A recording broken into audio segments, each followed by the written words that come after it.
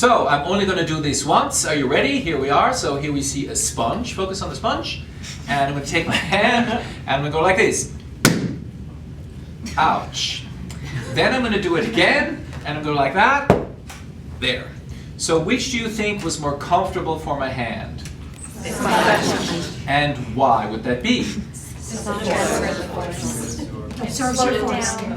down over a greater surface.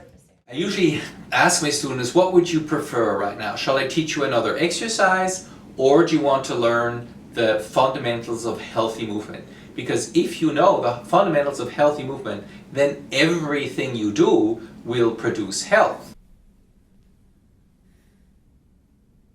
We want to have a good life. We want to enjoy the ride we're having in this life. So the first, of course, is you're having, anywhere between 40, 60, there's all kinds of statistics, 80,000 thoughts a day. Those are a lot of thoughts. And the question is here, how many of those thoughts are really supporting what you want, helping you to feel better? How many of those thoughts are bringing you down, are counterproductive, are actually focusing on things that make you feel bad?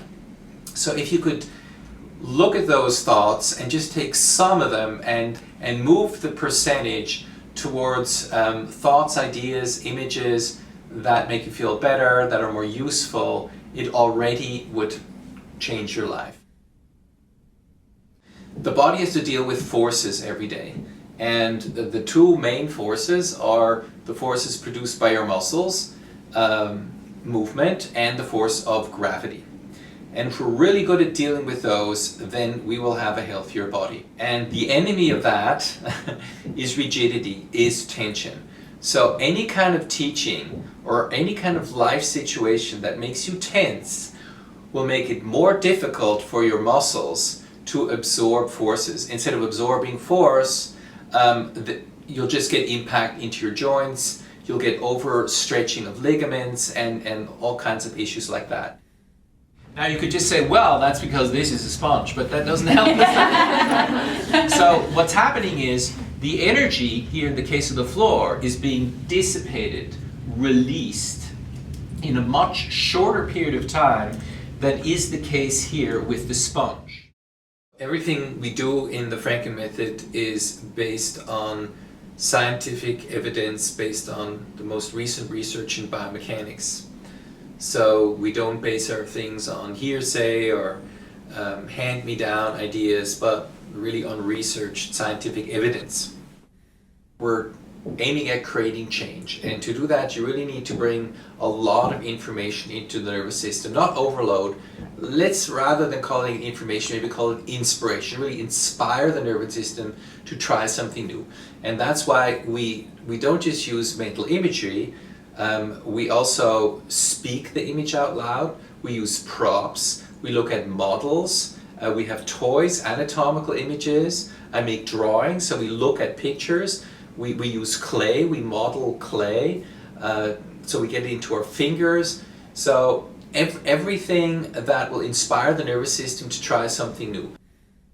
The students, the Franken Method student community, these are people who want to take the next step with their life, with their body, with their experience of their physical, mental, mind-body experience.